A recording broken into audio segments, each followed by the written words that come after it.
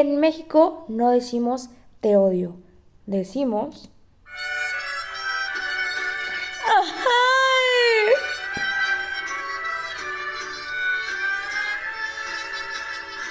Ya me cansa de llorar y no amanecer.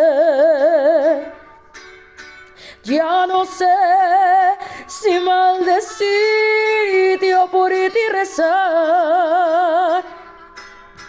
Tengo miedo de buscarte y de encontrarte